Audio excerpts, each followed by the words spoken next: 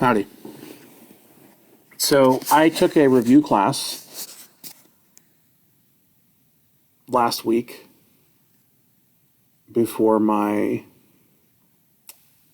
yellow belt test, and I think it did a little bit more harm than good because I was late to the class by an hour, and the last half of the class covered everything that I already knew and nothing that I felt I was weak in. And I was late because there was an accident on the highway. And after the class, the highway was still shut down. And traffic was so bad that I didn't get home until midnight. And I had to get back up the next morning at 4 to get ready and gather my hydration supplies, my survival kit for the 3-hour belt test that started at 5:30 in the morning. And I didn't get much sleep, obviously. So with a bit of a sleep deficit, I got myself to the gym. I walked through the doors, and this whole time leading up to the test, people have been asking me, "Aren't you nervous? Are you concerned, or whatever?" And I'm like, "No, not really. I'm just going to do this. I'm just going to show up and see what happens." And that's probably not the right attitude, because I was wholly going on my coach's recommendation that I test, because he asked me, "Do you intend to test?" And he asked me in such a way that I had the impression that he felt I was ready, and he was just curious. Because he also asked me why I was there, why I was training, and I don't know. I'm not going to speculate as to why he asked or what he meant by what he said. Could have meant nothing. He could have just been something he was asking. But I got the impression that he felt that I was proficient and ready. Not just because of the way that he'd been talking to me in terms of the feedback he'd been giving me in the most recent classes, but also because he told us that if he felt somebody was not ready to test, that he would tell them, and I trust him. I trust his judgment, and I trust that he wouldn't let me waste my time and my money. And just based on that, I said, let's do this. And yeah, when I walked in, I was super antsy. I was almost looking for excuses for things for the deck to be stacked against me. You have to wear pants for these tests. Normally I wear shorts when I train, and of course shorts are super easy to move around in. And the pants that they give you are made of nylon, I think. And like once one of the coaches said that once you start to sweat, like they'll stick to your legs, and it's a really uncomfortable situation. And the guy that sold me the pants, he told me to try them on because he actually wanted me to get a size bigger. I was like, "Nah, dude, like this is the size that I wear." In fact, these shorts, because when I bought them, I'd been training, and I was wearing some shorts that were actually a size smaller than what I normally buy. And I was like, "Dude, these are like, smaller than those pants, and these fit and work fine." And he was like, "No, really, you need to try these on. Try to do a squat, try to move around." And so I was like, "Well, whatever." So I went into the bathroom. I put them on over my shorts. Did a squat, moved around just a little bit, and I thought, yeah, this feels okay. I mean, I can't really put my hands in my pockets, but I'm not going to be, whipping out my keys and getting into my truck or pulling out my wallet for the test. So I think I'll be good. Well, test day, I had second thoughts. I was like, oh man, yeah, now it's just like these pants and my underwear, and they still feel tight. Can I do round kicks in these? can I throw knees in these? Can I pivot? Can I properly step? Are these gonna rip?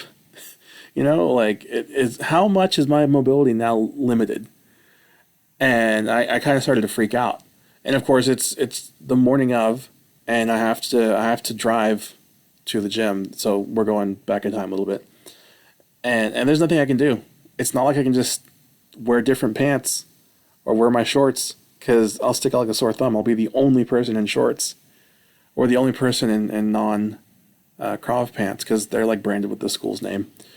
And so I go, and of course, I didn't get much sleep because I'd been stuck in traffic the night before, and I kind of lingered and didn't let myself get up as soon as I needed to, and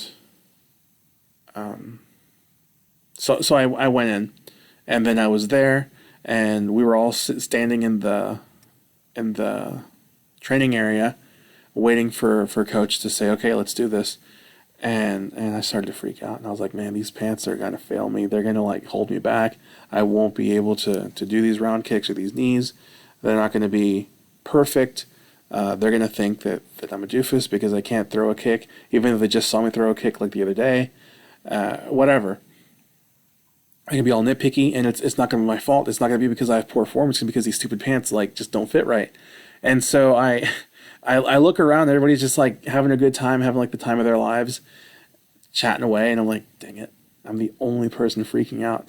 And so I power walk my way out of there, and I go up to the front desk, and coach is like just off to the side in the lobby talking to the other instructors, and I walk over to the receptionist, and I'm like, hey bro, like, are these supposed to fit like this? And he's like, that's why I asked you to try them on. Like, you're supposed to, what do you want to do? Like now it's test day. Like you're testing in a few minutes. And he's kind of getting frustrated with me. And I'm not obviously panicking, but I am panicking. I think I gave out that vibe, and it was just like propagating throughout the office like Wi-Fi. Because then my coach comes over. It's like, what's wrong? And I start to explain that I'm not sure that the pants are fitting right. And he's like, these pants are crap. And I'm like, are you really? Like, these are crap? Like, these are no good? Like, why did you sell these to us? These are branded with the school's name, and you do not endorse them? Really? And he's like, just don't worry about it, man. Just wear them one day and then throw them away. I'm like, throw them away? These things are like $45. I'm not going to just throw these away. We are definitely wearing these again at some point. Maybe the next test or maybe someday when I forget my shorts, but I'm wearing these again. I'm not throwing these away. And he was smiling, and he was like, I guess trying to calm my nerves or whatever, but it was not happening. Like I was still nervous. I was still jittery. And I thought, well, I can't argue with that. I'm not going to cause a scene, like argue with my coach and the receptionist. I was like, you know what? Fine. I'm just going back to this room, and I'm going to stand there with everybody all happy-go-lucky, and I'm just going to just worry to my heart's content. And that's not normal for me. I don't worry. I'm pretty cool about stuff. But I'm over here like falling apart. And then he comes in and he's like, all right, I'm so-and-so, and this is so-and-so, and blah, blah, blah. And he bowed us in. Took a little bit of time to hype up the test some more. And then he turned the time over to one of the coaches that makes us work a little bit harder than the rest. And he's like, okay, jog it out. So we started jogging, and then we started doing push-ups, and we did burpees, and we did all this stuff, and then he had us run outside. And this whole time, I am still freaking out. It's like, I know, like, this is it. There's no turning back. I'm in the thick of it now. Go big or go home. And I can't go home because if you quit, it's an automatic failure. And so here I am, and I'm like, oh, man.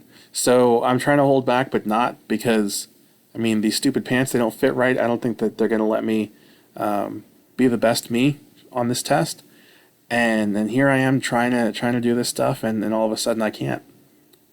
We're supposed to jog, and my legs feel like they're made of cement. I can't move. I can move, but I can't move like I normally can. Push-ups just seem that much harder. I can't even do jumping jacks. I'm just doing like these bootleg, poor man's jumping jacks. And then coach is like, okay, run down the stairs, go outside. And I'm like, what? And so the whole group is already in the stairwell, and here I am barely getting through the office, and coach comes back, the one that's telling us what to do. He's like, what's wrong? Let's go. I'm like, oh, jeez. And so I get down the stairs, my leg starts to hurt, like my shin, and I actually think that it might be fractured or something because it stings when I do jumping jacks or when I jog. And it's been that way for a bit, so I have to get it checked out. But yeah, I'm freaking out, and now I'm way behind, and so now it's the frustration that I normally have during class when I can't keep up with everybody during a particularly intense warm up session or athletic session, and I'm like, I've already failed. Like I've been here 15 minutes and I already failed, and it just seemed like such a waste to stick around and go through the rest of the test. But then I thought, no, like I'm here. I can't quit because I feel like a failure, but I don't know that I am unless I leave, in which case I 110% am. That's the only way to guarantee that I am one, that I have failed. And then I also thought, I can't let my partner down. I mean, we may have just been put together the night before, but I've trained with him before, and I know him, and even though there probably would be somebody to step in and take my place so he can still get through his test, it's not the same. That's not the experience he signed up for. It's the sort of thing that should be done with one of your peers, and it wouldn't be the same, and it wouldn't be fair to him. And I just thought, I can't let him down. I don't know this guy that well. I know him kind of well. We're kind of bros, but we're not like hang out after class bros.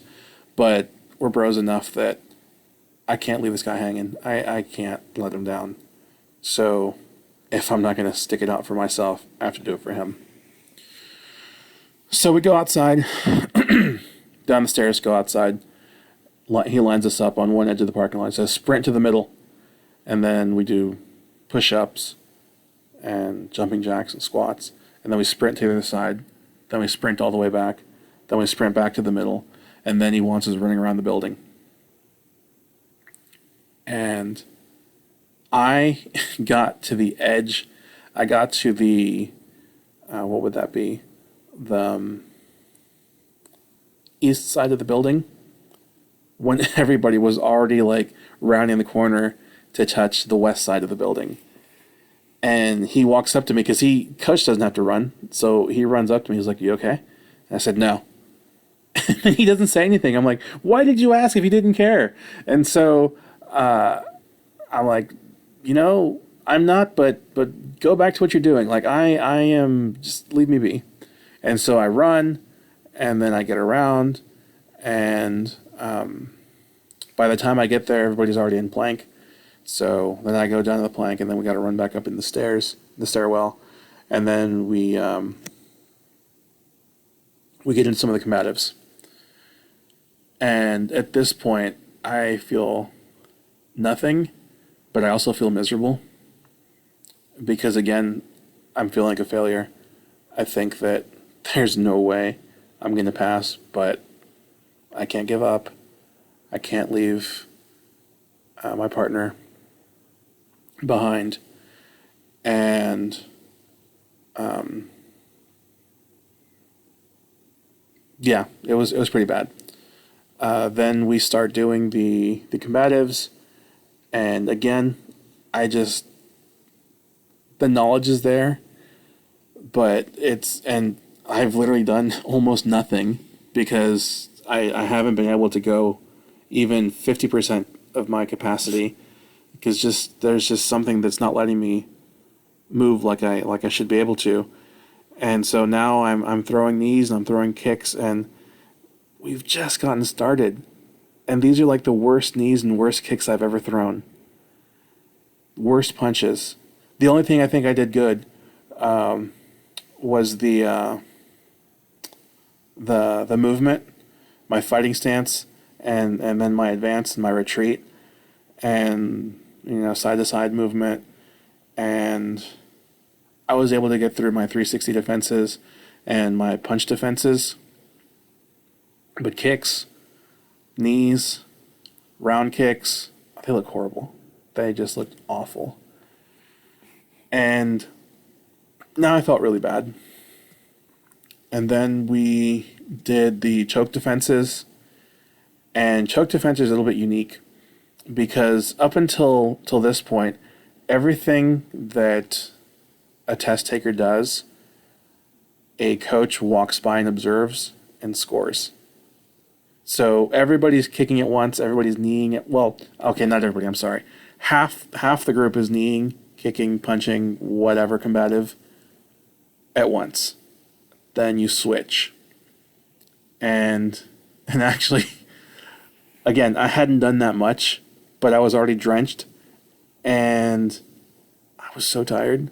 Like, I felt so heavy and I felt so weak that when it was my partner's turn to throw knees, one of the things you're supposed to do beyond just throw knees is control the person. So you're supposed to move them around the room by leading them, with the controlling arm.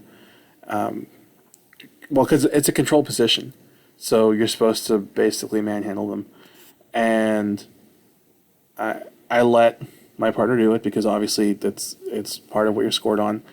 And so I kind of let him do it, but I also resisted just enough that I could hurt him to where I wanted to be. And I ended up backing myself up into the wall. So it kind of looked good because it looked like he had me up against the wall and like he was overwhelming me. But in reality, I was just sitting there chilling. I was resting up against the wall and I was getting some additional rest in my active rest while I took all of his knees. And then we did the choke defenses. And the choke defenses are, like I was saying, unique because whereas these other combatives you do kind of privately, you don't know what everyone else is doing, you just know what you're doing. I mean, your partner can see, but beyond your partner and the coach that's observing or the instructor that's observing, nobody's really seeing what you're doing. Well, for the choke defenses, you do that in front of everybody. Like, everybody's watching. And if you screw up enough, coach will make everybody do push-ups until you get it right. So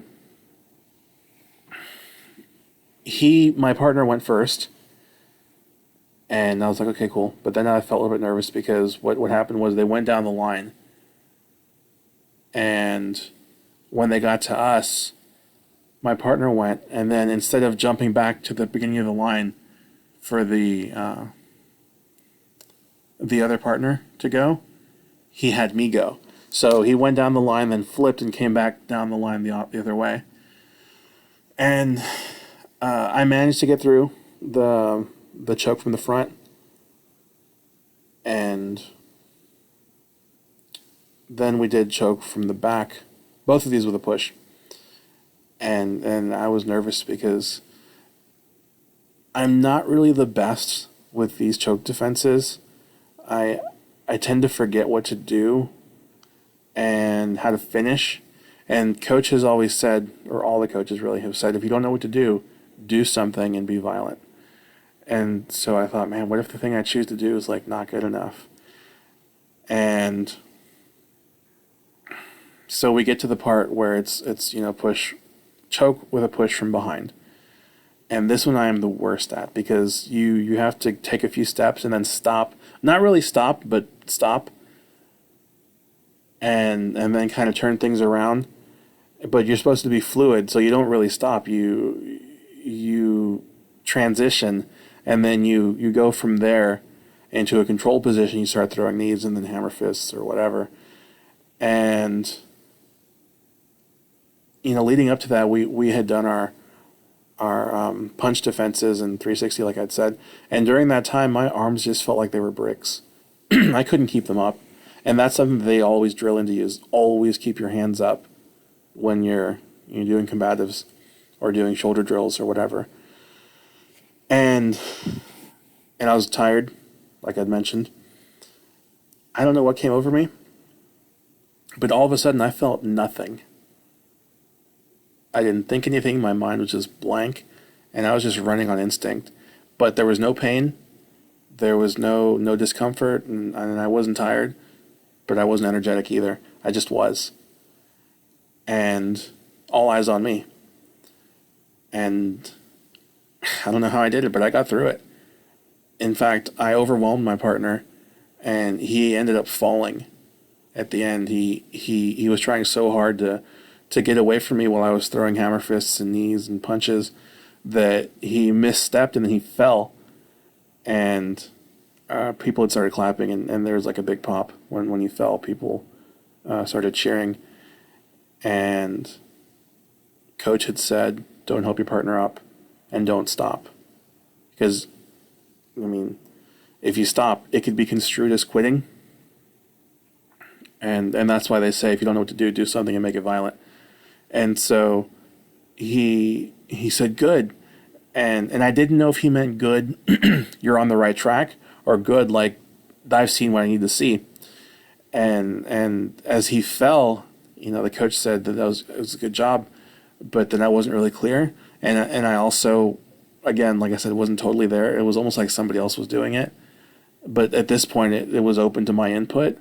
And so I kicked him. I kicked him while he was down. And then I just walked back to the starting point. And apparently it was good enough. It was more than good enough. So the rest of the test wasn't too bad.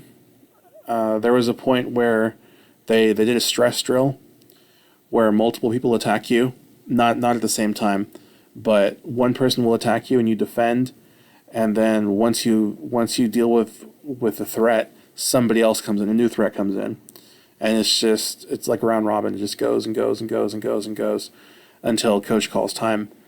And the guy before me, he got overwhelmed, and towards the end, he just kind of let the attacks happen. He's like, man, I'm not even trying. Like, you do what you want to do. You want to choke me, you want to beat me up, just go for it. I'm just going to sit here and take it. And when it was my turn, I thought, well, I don't want that to happen to me. So at first, I started sloppily defending, and then I got a little bit better. And actually, one dude started to choke me, and I don't know how he did it. It's kind of a blur. But the way you defend against a choke, you're supposed to pluck, and then you throw your combatives. But the way that he did it, he had two hands on my throat, and his arms were like compressing my arms. It was almost like a bear hug and a choke at the same time. And what I ended up doing is, instead of plucking, he's small, he's kind of a smaller guy, I just like hulked out and I broke his grip just like with brute force. And I heard him like exclaim something and then like gasp. And then I hit him with an elbow. But from that point, I saw people like coming in to attack me. And I thought, man, I do not want to have to think. I don't want to deal with all these people. So just as soon as I saw somebody just even kind of sort of inching towards me, I threw an elbow or I threw a punch. I was like, no, you are not even going to try to attack me. You're not even going to think about it, because I'm going to smack you if you come, like 1 inch closer. And I kept everybody at bay. And the next thing I know, somebody's choking me from behind. And I went blank. I did not know what to do. And I thought, well, I can't do nothing. I have to do something, and it has to be violent. And so while trying to decide what to do, I started running. And so I'm running with this dude pushing me, and I'm like, what am I going to do? What am I going to do? Because next thing I know, like, here's the window. And the wall is like catty corner to that. And so I'm like, well, I'm not sure what I can do at this point. And I'm thinking I can... I can lean forward. I can throw him over my shoulder, which isn't something they've taught us. It's just something that I can do because I'm stronger than most of the people. I thought I can roll out of this and then punch him in the gut. I can thrust myself back and fall on top of him. I mean, it's probably not going to be a good day for him if I do that, but I could. And so I'm running, and all of a sudden I hear him say, "You have to do something. I'm choking you." And I'm like, And just as he says that, coach calls time. I was like, oh, man, he saved your life. So I didn't feel so bad at that point. I just didn't feel anything. But the lingering kind of dark cloud of feeling like a failure was still there, even though what I had done most recently was very well received by the people observing. And Shortly thereafter, we wrapped up, and Coach called us all to attention. We lined up, and he said that he was proud of all of us, and he's very impressed. And he said that by his reckoning, we all passed. But of course, he gave that caveat. He gave a caveat that the scores still needed to be tabulated, and he would be sure shortly or whatever. And yeah, the guy from the night before had said that it'd be a joyous thing once it was over. No. Like, once it was over, I started feeling down again. I started feeling, like I had failed, in spite of the well-received combatives and defenses. And in spite of Coach just essentially saying everybody passed. And I got to my truck and I texted my friends who knew that I'd been testing that day, and they were happy. They said their congratulations. And I drove home, and I thought for sure I was going to pass out and just sleep like all day. I couldn't. I had a horrible headache, and I felt like a failure, and I couldn't. I was tired, but I couldn't sleep.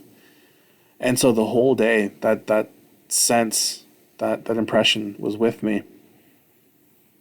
And I don't know why I felt that way, but it was with me, and just this idea kept coming back that even if I did pass, I barely passed in my mind. And I couldn't fathom how I could even begin to consider being worthy of even,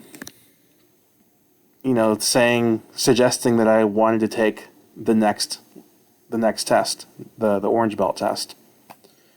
And yeah, the rest of the day I kind of felt crummy, and I had that thought in my mind.